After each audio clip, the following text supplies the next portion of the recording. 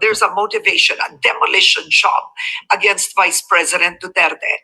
I want to ask you, with everything that's going on now, will the Vice President run for the presidency in 2028? Too early to tell, Karen. Too early to tell.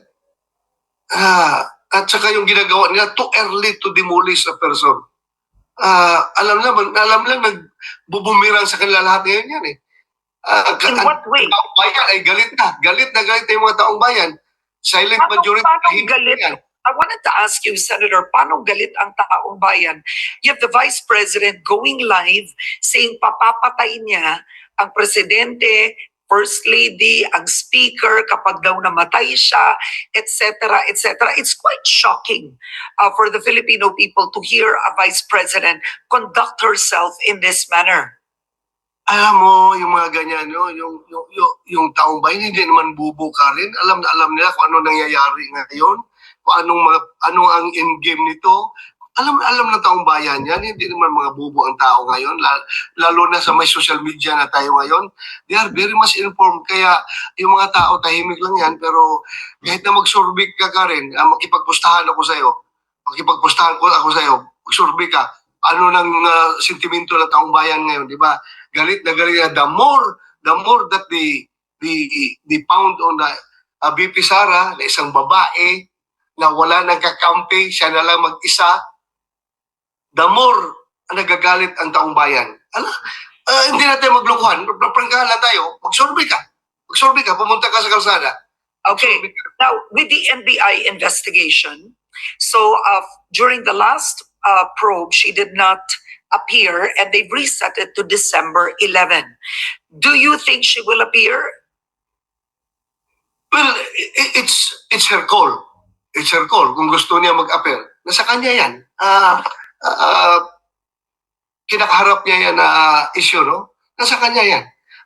She's not stopping NBI from conducting its investigation. Wala namang problema. Kung pupunta yung NBI sa opisina niya at mag-imbestiga doon, wala problema. They can do that. So, wala po tayong issue dyan. Wala pong problema. Okay, so let's shift it a bit now, just very quickly.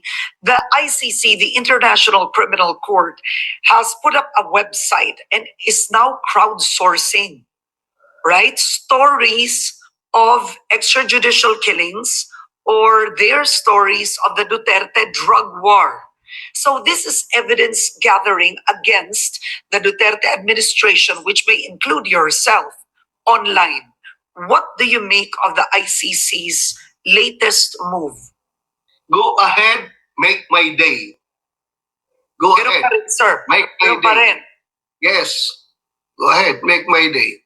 Okay, what has changed?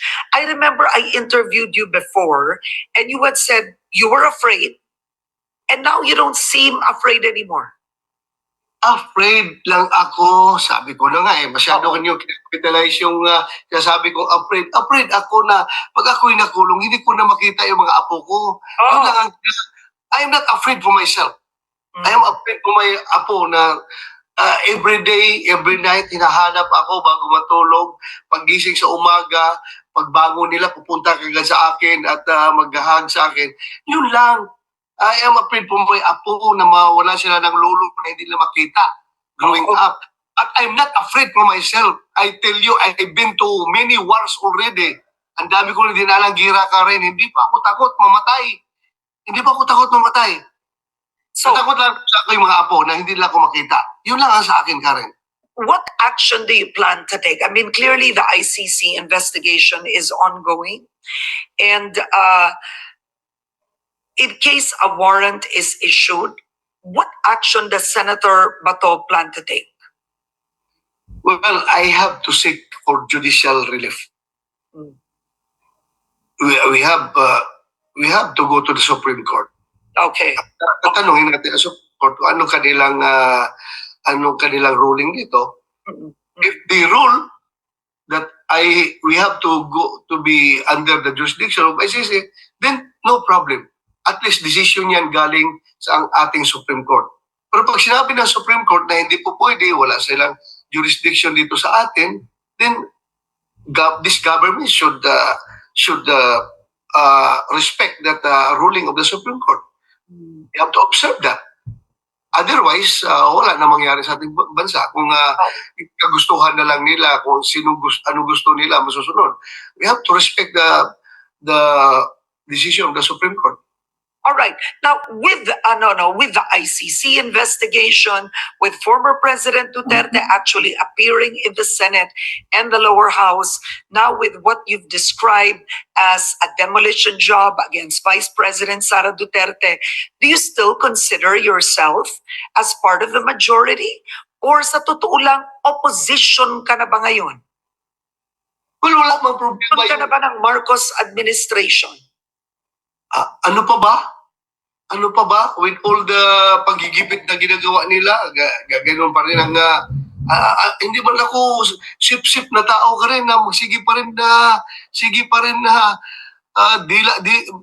didilaan ko yung kanila, yung kamay nila kahit na sinasampal ka na. Hindi naman tayo ganoon ka rin. We still have, kahit na anak lang ako ng tricycle driver ka rin, meron pa rin dignity left in me. Hindi po ako gano'n na kahit na sinisipa ka na, sisip-sipin mo pa yung paa nila, didilaan mo pa. Hindi naman tayo gano'n. Kasi yung pagsabi mo about majority, there's no problem. The Senate being a co-equal branch of government with the Malacanang, we have our own rules kung meron kaming sariling standard kung sinong gusto mag-majority, sinong gusto mag-minority. It doesn't mean na porque majority ka, kuwan ka na, mag-sip-sip ka na sa Malacanang. No. Majority yan sa Senado for their own consumption, for their own use, not for the use of Malacanang. Pero ginagawian na lang yan na kung sino yung majority supported by Malacanang, ganun yun. Pero ang purpose talaga ng majority is for the House, for this chamber's purpose. Samahan namin yan doon sa loob. Kung sino Okay. Now, interesting, just before we go, is I'll go back again to Vice President Sara Duterte. Some sources say that the Senate is divided, right? Some sources say the Senate is divided, that there wouldn't be an overwhelming number to possibly impeach her. Ilan po ba sa pananaw nyo, you don't have to name them, ang kakampi pa hanggang ngayon ni Vice President Sara Duterte sa Senado, or who are empathetic towards her or sympathetic towards her? I don't have to name names, no? But the Senate, hindi ko na pwede pangunahan yung aking mga kasamahan dyan. My personal observation, based on my personal observation lang, karamihan dyan tahimik lang. Ayaw lang nilang mabadsyat sa Malacanang, ayaw lang nilang mawalan ng connection sa Malacanang, kaya tahimik lang yan. Pero deep inside, I can read their hearts. I can read their hearts. Karen, tahimik lang yan, pero I don't have to name names. Really? But instead of reading their hearts, have you talked to them? Have you talked to any of them? I don't need to talk to them because nakikita ko na sa kanilang makonsensya kung sino sila. Okay. I know where their heart and mind lies. But they Alright. just keep silent. They just keep silent. Ayaw nila mabadsyat sa Malacanang. Okay, so let's move on before we go. You are running for re-election once again. How are you faring? I mean, the last time you ran, you were number 5. Am I right? Yes. Number Yes. 5. So you were in the top 6, which is a coveted upper half spot, right? Every time there are midterm elections or the Senate elections push through. Where do you think you are? How are you feeling about these elections? Hindi ako alam mo, just yung real talk lang, Real talk. real talk. Kung ikaw ay politiko, normal human tendency yan eh. Self-preservation. Kapag ikaw ay politiko ka rin, kapag ikaw ay nasa ilalim ng sorbe, nasa baba ng sorbe, hindi ako naniniwala sa sorbe na yan. Hindi ako naniniwala sa sorbe. Kapag ikaw nasa taas sa sorbe, naniniwala ako dyan. Kasi nasa taas ako dyan. Nasa taas ako. The same with me. Human lang ako. tao lang ako. Kapag nakita ko nasa ilalim ako ng survey, hindi ako naniniwala dyan. Hindi yan totoo. Oh, kapag nakita ko nasa taas ako, nakakaangat ako, uy, huwag kang maniwala ako dito dahil maganda ang placing ko dito. Oh. Ah, So naniniwala ka ngayon o hindi? Nasaan ba kayo ngayon, sir? I haven't seen the latest survey. kapag nasa ilalim ako, parang hindi Hindi ako ka naniniwala. Oh, Okay. kapag nasa taas ako, medyo naniniwala ako. Yeah, that's human instinct. Kahit sinong politiko, tanungin mo dyan, magtanong ka. Oh, but at the very least, since you are allied with former President Duterte, do you still believe that you have a bailiwick of Visayas and Mindanao? Scientifically speaking, scientifically. Kaya, Anatoly, Visayas and Mindanao, mayroon na namang naniniwala sa atin dito sa Metro Manila. NCR. NCR, the rest, Balas Luzon, marami rin naniniwala. Meron pa rin naniniwala. I can feel it. Tahimik lang yan sila. Pero makikita mo yan pagdating sa eleksyon, ilalabas nila sa baluta yan, yung kanyang sentimento. Lalabas at lalabas yan. Kaya, ihintayin na lang natin. I don't have to boast or to... okay lang, lagay niyo ako number 11, number 12. Wala akong problema. Sana, kahit na number 12 man lang, basta makalusot lang. Yun lang naman ang aking pakiusap. Ilagay lang niyo ako number 12, basta isama niyo. To those watching right now, no, just very quickly before we go, they may be asking, why should you be in the Senate again?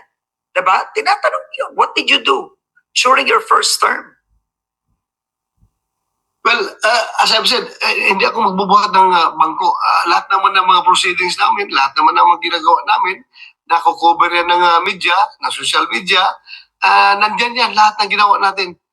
Makikita naman nila kung ako ba isang senador na walang kwenta, walang gamit, then it's up for you. Basta ako, I don't have to brag my accomplishments na aking mga nagawa. Basta isa lang mabrag ko dyan, Karen, 0 absent pa rin ako. Wala akong absent. Wala akong absent. Na-absent lang, tama pala, sorry. May absent pala ako nung nagka-COVID ako. No. Yun lang ang absent. Pero ang ibig ko sabihin, pinapasabi mo na kumbaga, nagtatrabaho ka, pumupunta ka sa Senado. Hindi tulad ng iba na senador or congressman na tas absent ang absent. Wala, hindi ko, wala akong sinasabing ganun. Ayaw kong magpuna sa aking mga kasamahan. Basta ako, for myself, I'm just speaking for myself. Andyan ako, kung kinakailangan, I'm just ready to rumble anytime. You want me to rumble? Then I am here to do the rumblings. You want me to cooperate? I am here to cooperate. Lahat, ginagawa po natin. On that note, I want to thank you for joining me today, Senator Ronald Bato de la Rosa. I'll see you again, sir. Thank you. Thank you, Karen. Maraming salamat.